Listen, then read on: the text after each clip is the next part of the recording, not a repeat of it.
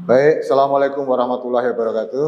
Waalaikumsalam warahmatullahi wabarakatuh. Selamat siang dan salam sejahtera untuk kita semua. Siang ini kita mulai perkuliahan kita untuk mata kuliah ekonomi teknik. Yaitu mata kuliah di semester 5 ini. Sebelum ke materi yang akan disampaikan, perlu diketahui kenapa kita harus belajar ekonomi teknik. Karena dari semua unsur pembangunan, kalau kita mau membangun sebuah proyek itu pada dasarnya harus ada persediaan dana untuk proyek itu bisa dilakukan. Kalau tidak ada dana, meskipun kita merancang proyek sedemikian baik, sedemikian bagus, tidak mungkin akan tercapai atau tidak mungkin akan terbangun. Itu hal yang pertama. Hal yang kedua, ekonomi teknik dibutuhkan untuk menghitung berapa sesungguhnya budget yang ideal untuk proyek tersebut. Sehingga kita bisa melakukan efisiensi, melakukan penghematan waktu, di samping penghematan pembiayaan, terus penghematan peralatan dan tenaga kerja sesuai dengan kebutuhan proyek tersebut. Kemudian yang ketiga, dengan belajar ekonomi teknik, kita bisa belajar tentang masalah pembiayaan proyek yang bersumber dari pihak ketiga. Misalnya kita tidak punya uang sendiri, proyek itu akan dibiayai oleh pihak ketiga. Kita bisa melakukan negosiasi, bisa melakukan paling tidak mengetahui berapa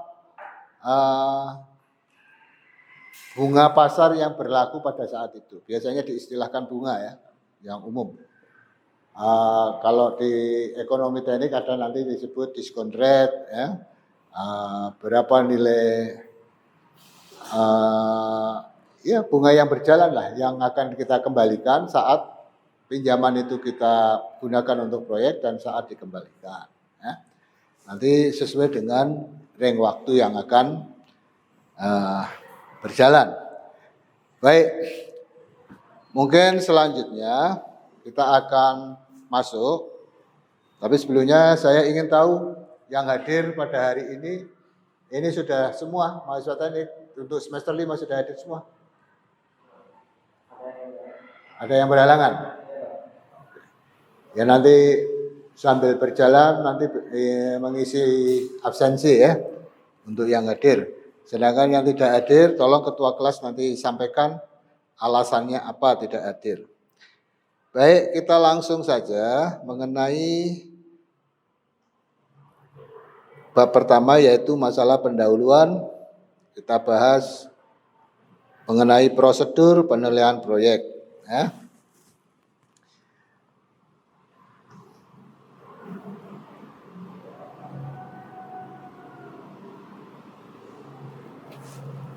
Baik, dalam suatu kegiatan atau aktivitas di mana seluruh kegiatannya menggunakan sumber-sumber untuk mendapatkan kemanfaatan atau benefit, atau suatu aktivitas di mana dikeluarkan uang atau biaya atau cost dengan harapan untuk mendapatkan hasil atau return di waktu yang akan datang, dan kegiatan dapat direncanakan atau dibiayai dan dilaksanakan sebagai satu unit, maka kegiatan tersebut disebut proyek.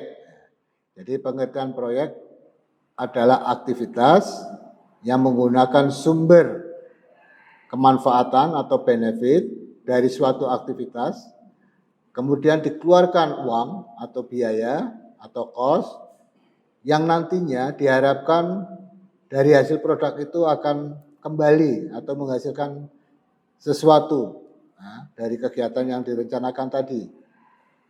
Dan setelah dilaksanakan, maka kegiatan tersebut adalah disebut proyek. Baik.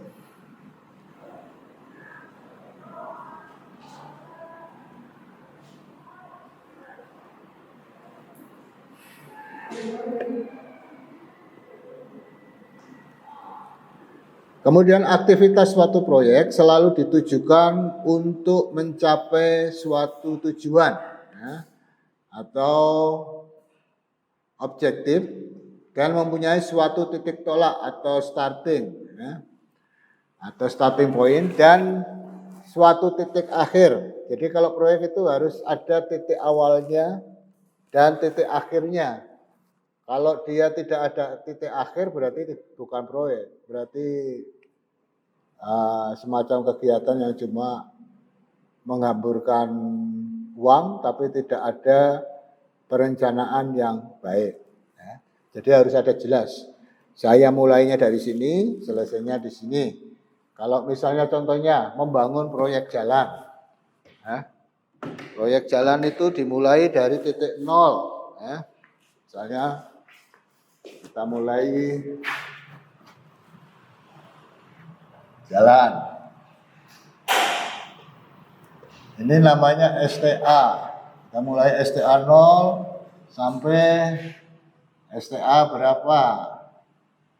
Misalnya STA 10 kilo gitu. Nah, kita mau bangun 10 kilo jalan. Ini STA 0 sampai 10, STA 10.000. Ya. Terus kemudian di jalan ini apa saja yang dibangun? Kita bikin penampang melintangnya. Nah,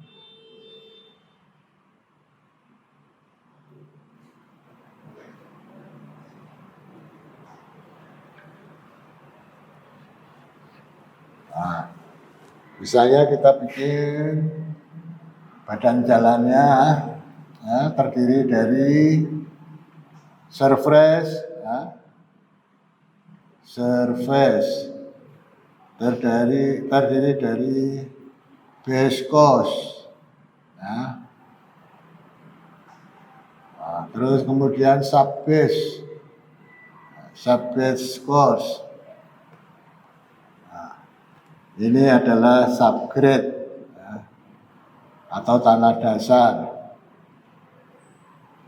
Ini badan jalan, ini adalah bahu. Bahu jalan ini adalah drainase. Nah, dari penampang ini kita harus tentukan dimensinya agar apa? Agar ada terukur. Terukur dan bisa dihitung. Ini diukur dimensinya berapa. Nah ini akan ada harga satuannya. Menggali itu ongkosnya berapa, bikin bahu jalan itu ongkosnya berapa. Untuk pekerjaan badan jalan yang terdiri dari subgrade, subbase, base course, dan surface dengan tebal sekian biayanya berapa. Sampai dihitung dengan 10 kilo.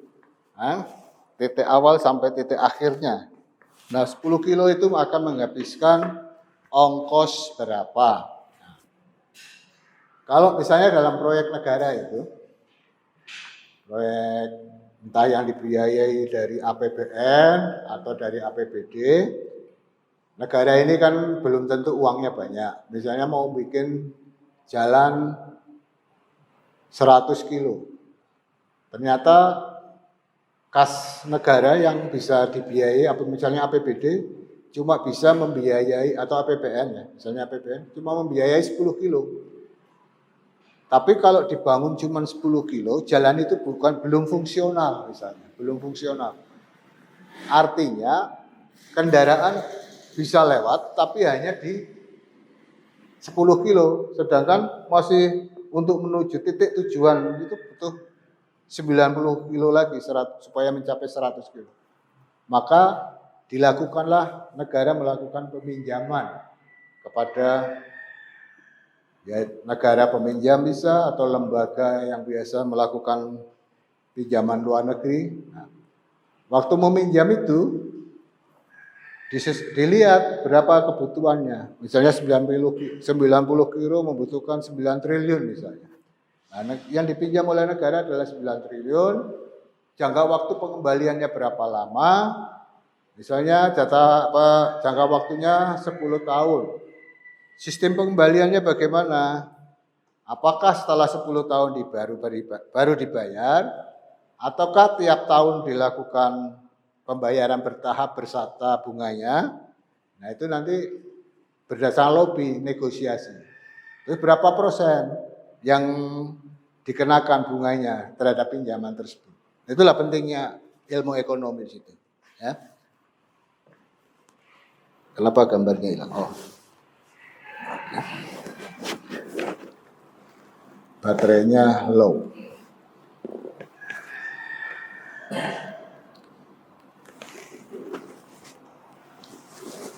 Oke ya. Dalam kegiatannya suatu proyek perlu dikaji atau dianalisa. Itu untuk memperbaiki pemilihan investasi seperti yang tadi saya sampaikan. Apakah dibiayai dengan modal sendiri, apakah meminjam dari negara donor, ataukah kalau misalnya kita sifatnya lokalistik ya, misalnya Anda punya cita-cita membangun ruko, Anda nggak punya uang, cuma punyanya tanah, atau ya itu tadi, karena punyanya tanah, apakah tanah itu bisa dijadikan jaminan untuk meminjam di bank, ataukah meminjam pada rekanan sejawat, sistem kerjasama. Nah itu perlu dianalisa. Cuma kebiasaannya kalau kita masih tahap awal, orang kan belum percaya. Wah ini jangan-jangan uangnya hilang, habis. Mengajak teman kan tidak mudah. Nah biasanya kita lakukan peminjaman lewat bank. Kalau lewat bank tidak mensyaratkan perusahaan berarti di peminjaman itu lancar. Kalau misalnya cukup nama kita pribadi meminjam bisa berarti peminjam. Tapi biasanya kalau memakai nama pribadi yang bisa dipinjamkan oleh bank biasanya terbatas. Tidak angka besar. Tapi kalau sudah melakukan peminjaman yang angkanya besar, kita mau membuat ruko yang banyak misalnya dengan dana miliaran, berarti harus membuat perusahaan. Nanti yang meminjam adalah perusahaan. Nah itu kita analisa. Analisanya itu apa? Ya biasanya akan berbicara pada berapa yang akan kita kembalikan dari pinjaman itu. Ya. Kalau lewat bank, kan dari macam-macam bank itu kan memberikan ini misalnya BRI sekian, BNI sekian, BCA sekian. Anda tinggal pilih mana yang lebih menguntungkan. Nah, gitu. Itu namanya menganalisis. Terus sistem pengembaliannya kalau misalnya BNI bunganya kecil, tapi pengembaliannya harus tiap bulan. Tapi misalnya BRI bisa bunganya besar, tapi bisa dikembalikan setelah proyek selesai. Misalnya. Nah, kemudian yang perlu dianalisa juga sistem pencairan.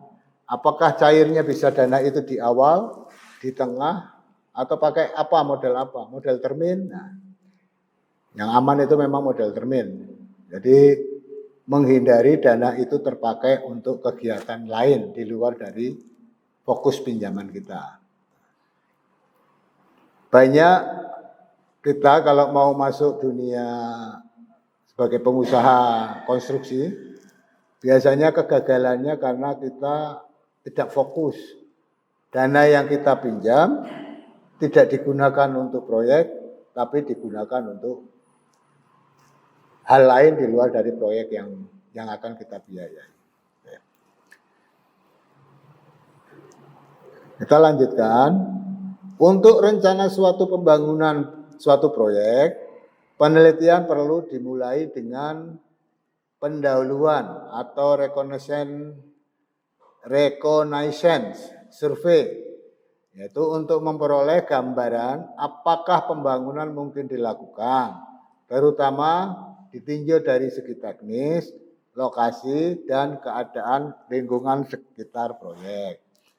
Penjelasannya begini, kalau segi teknis, kita mau merancang misalnya, ya yang sederhana misalnya ruko.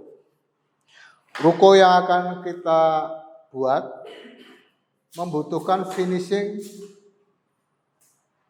yang milenial lah ya, finishing era-era sekarang.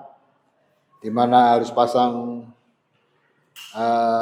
batu hias, misalnya keramiknya harus granit, mungkin plafonnya pakai gipsum. Ya. Nah, pengertian teknisnya, material-material itu di daerah tersebut cukup tersedia tidak? Ya.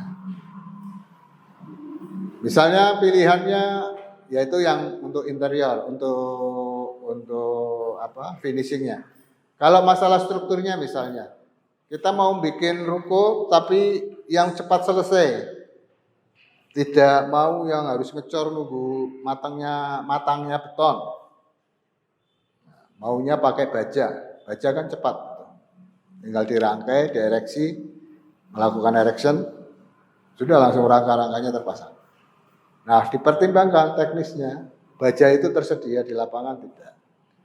Nah, terus kemudian ukuran baja yang diinginkan dengan kondisi tanah yang ada bagaimana? Apakah bajanya harus dimensinya harus besar atau kok cukup isi profil yang cukup sederhana? Itu nanti pertimbangan. Nanti dari pertimbangan itu akan muncul yang paling murah yang mana. Kalau yang paling murah beton berarti kita pakai beton, kalau yang paling murah baja kita pakai baja. Ini nanti menyangkut masalah daya dukung tanah juga. Ya. Kalau kita bangunnya ruko itu di tanah bekas persawahan, berarti tanahnya lembek. Maka butuh fondasi yang luar biasa. Nah, kalau pakai beton itu kan berat.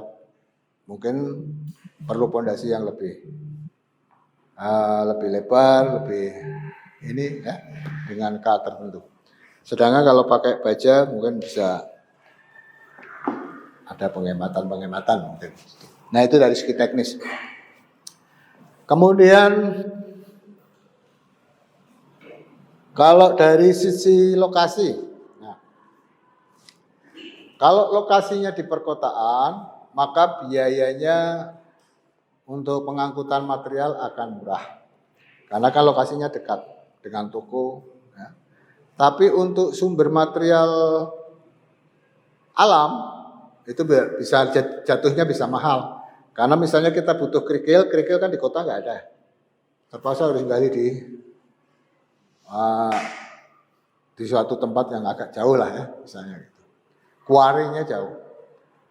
Tapi untuk kebutuhan semen mungkin di kota sudah tersedia. Jadi lokasi itu juga menentukan nilai pembiayaan juga. Itu kalau ruko. Kalau pekerjaannya jalan, yang lebih banyak base cost, sub base, itu membutuhkan kerikil yang banyak, maka kalau jalan itu merupakan jalan luar kota akan lebih murah mestinya dari sisi kebutuhan material dibandingkan kalau jalan itu di kota. Ya. Ini juga dipertimbangkan, akan dihitung ya analisinya. Kemudian pertimbangan lokasi juga menyangkut kalau misalnya bangunan itu ruko itu mau kita jual lagi. Kalau posisi ruko itu di kota berarti cepat laku. Karena orang akan membutuhkan itu.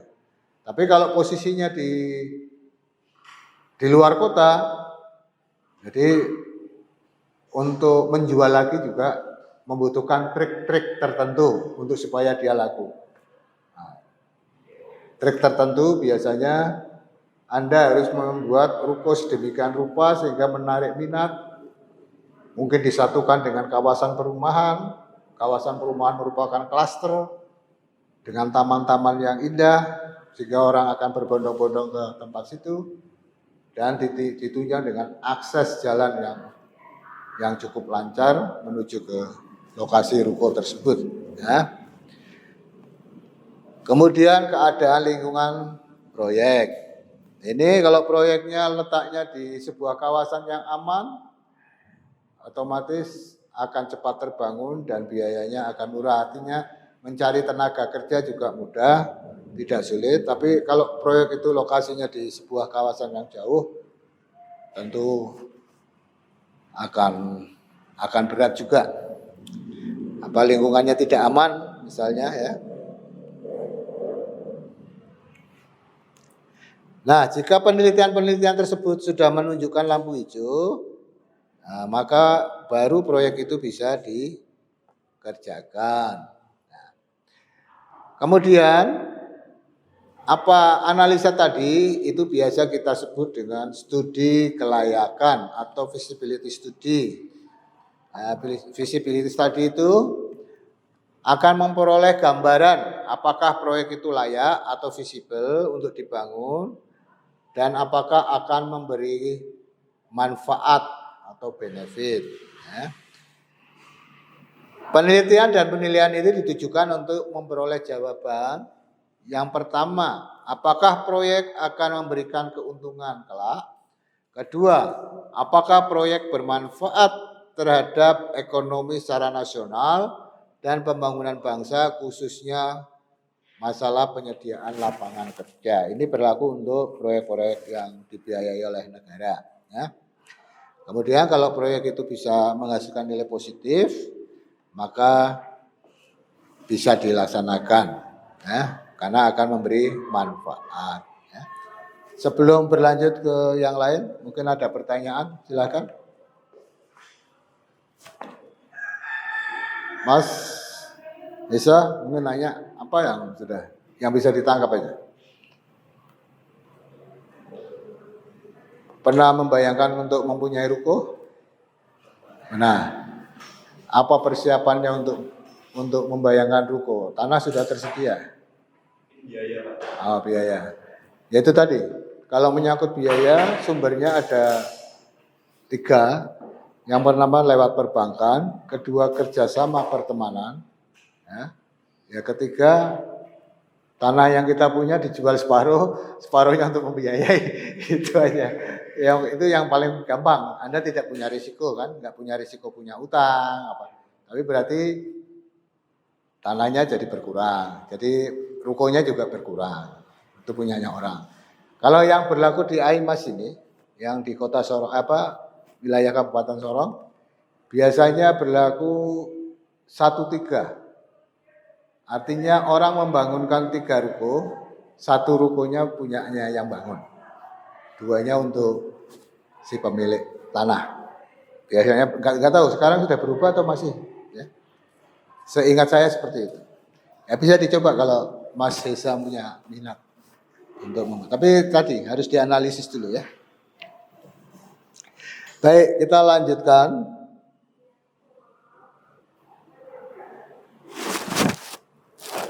Kita sudah berapa menit ya? Belum ya?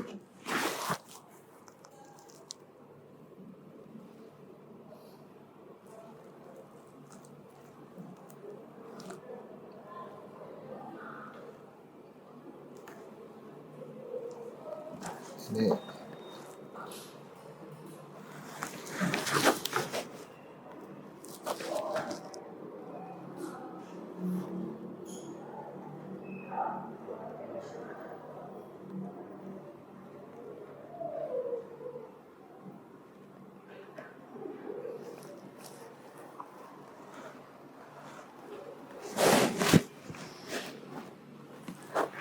Coba lanjut halaman berikutnya.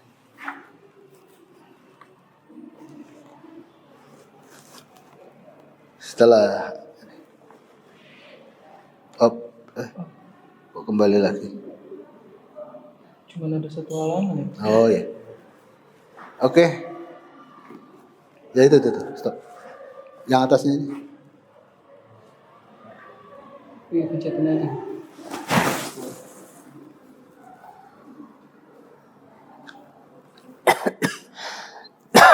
Baik, kita lanjutkan tentang prosedur penilaian proyek. Ya. 1, tujuan penilaian proyek ya, bagi private entrepreneur. Ya. Apakah dengan menginvestasikan sejumlah dana dalam proyek yang bersangkutan akan memperoleh keuntungan di kemudian hari? Nah, pertimbangannya itu ya. Maka bagi private entrepreneur, penilaian proyek diperlukan untuk memperoleh gambaran atas benefit atau manfaat yang akan diperoleh, lalu dibandingkan dengan biaya atau cost yang akan digunakan untuk memperoleh manfaat yang bersangkutan. Ya. Yang jadi pertimbangan bila benefit atau B nilainya lebih besar daripada cost atau C, maka proyek itu layak atau visible untuk dibangun. Ya.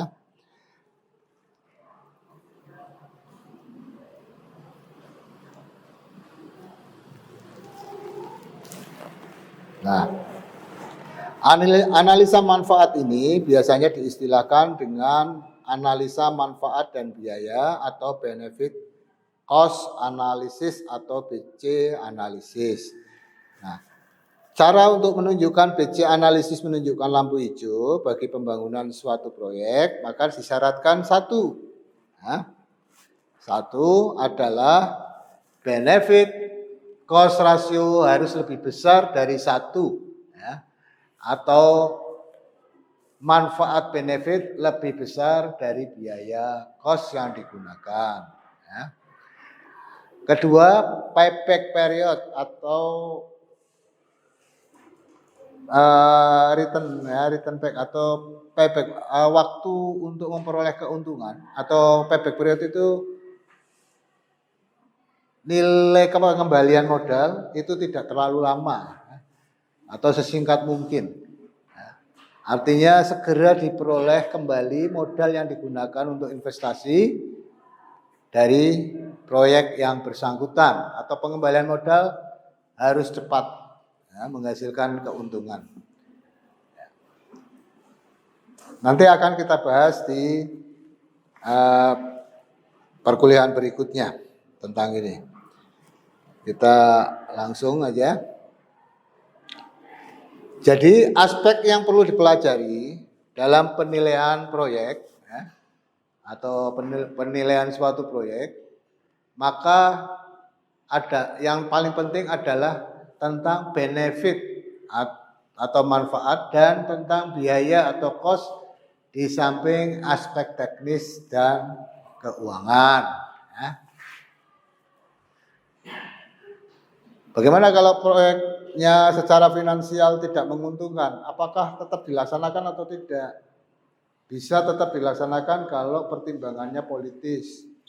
Misalnya proyek itu untuk memacu perkembangan ekonomi. Di suatu wilayah yang sudah tertutup, kalau dibangunkan jalan tembus, maka secara ekonomi dia akan, untuk akses ekonomi akan mudah, sehingga ekonomi di wilayah itu akan meningkat. Atau untuk keamanan suatu negara, misalnya proyek itu ada di perbatasan negara, itu mau menguntungkan atau tidak tetap harus dibangun, ya. Karena itu menyangkut masalah kedaulatan wilayah, ya. Kemudian hasil dari penelitian dan penilaian finansial suatu proyek yang akan dibangun akan memberikan gambaran atas dua faktor penting. Yang pertama adalah benefit cost ratio atau BC ratio, dan kedua adalah payback period. Nah.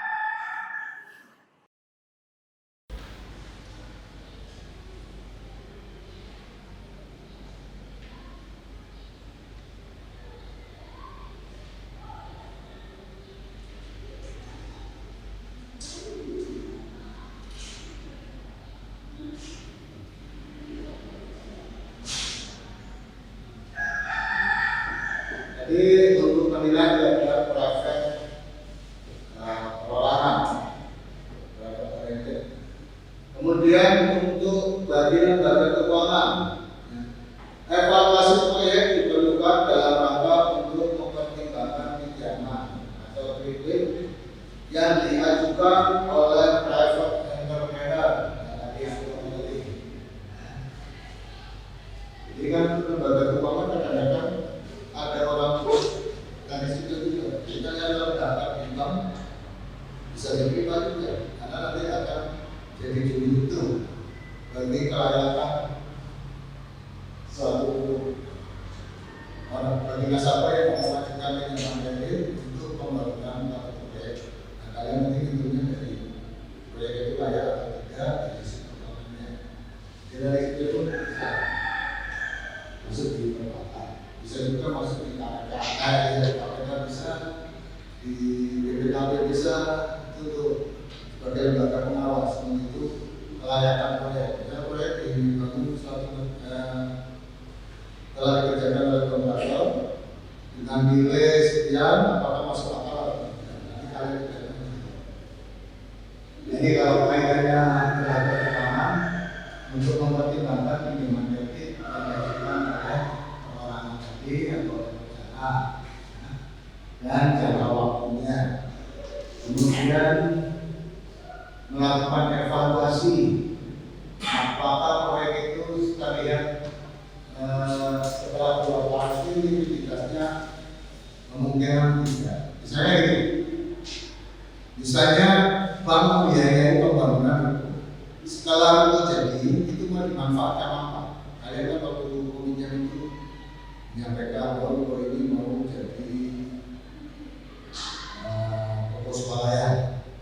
Nanti toko swalayan itu akan menghasilkan nilai ekonomi yang dijual sekian juta misalnya per bulan dan pemasukannya adalah sekian juta. Kalau ada selisih itu kan nanti akan membayar pinjaman misalnya. Nanti Pak akan milih betul nggak? Kan nilainya apa mungkin ruko itu dibangun di suatu wilayah itu pembelinya akan seperti yang Anda terangkan. Misalnya ada mau pinjam untuk jualan bakso, kecil-kecil, pinjam 10 juta, ya 10 juta, oke usaha bakso. Baksonya nanti tiap hari akan meminta 110. Anda sendiri butuh makan, kan nggak mungkin salah satu dipakai untuk bayar penjualan, nanti dipakai 50.000 ya, 50.000 kali 1 juta berarti 1,5 juta. Anda mengajukan pinjaman 10 juta, Anda janji 3 tahun selesai. Misalnya, 1,5 juta tiap bulan, kalau 1 tahun kali 12, Anda punya uang harapannya, uangnya 15 juta dari 3 juta berarti 18 juta. Jadi kalau Anda mengatakan bahwa pinjamannya 3 tahun lunas, sangat masuk akal karena dari 1 tahun saja sudah bisa ada hasil 18 juta. Maka pemahaman sisi. Tapi kalau kamu menghitung setahun cuma hasilnya 5 juta, Anda berjanji 3 tahun selesai. Itu kan baru prediksi. Memang betul setelah 3 tahun Anda dapat 15 juta. Tapi bank itu biasanya memperhitungkan hasilnya sekitar 2 kali. Kalau Anda berhasil 2 kalinya ACC. Ini ilmu itu penting juga. Kalian untuk siapa tahu tidak semuanya jadi pegawai. Kalian nanti bisa jadi pengusaha, jadi kontraktor, jadi konsultan. Ini masih kita mengerjakan ini. Jadi kalau kamu nanti di bank, nilai ekonomi di bank, tidak langsung akan ada masuk langsung masuk. Jadi tidak boleh kita baru dinilai secara ekonomi. Kemudian bagi pemerintah, apa ini bagi pemerintah pertimbangan visibility study itu? Yaitu untuk melakukan evaluasi proyek program untuk memperoleh gambaran atas manfaat proyek terhadap ekonomi nasional dan pembagian bangsa negara, khususnya dari segi penerimaan pajak dan penyediaan lapangan kerja.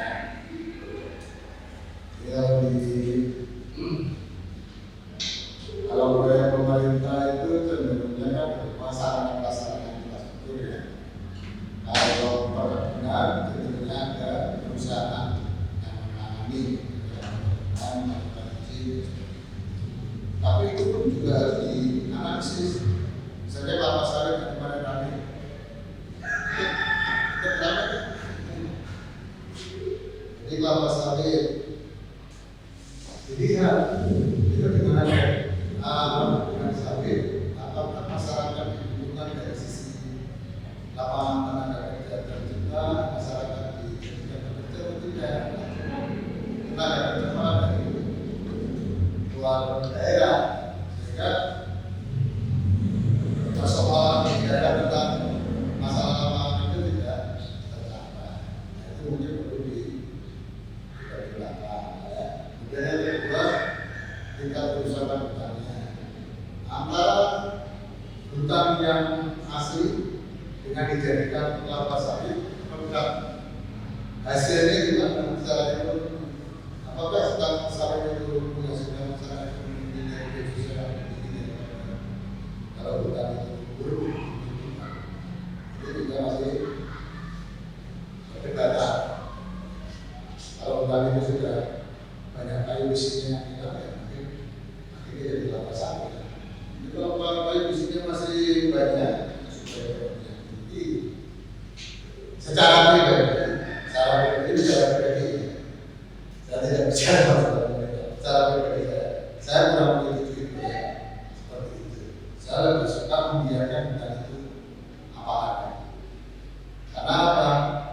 Kalau hutan secara murni, di situ kita punya kayu besi, punya rotan, punya apa namanya juga yang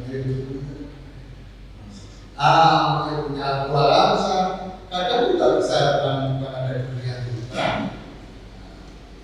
Kemudian ada binatang-binatang busa, buaya,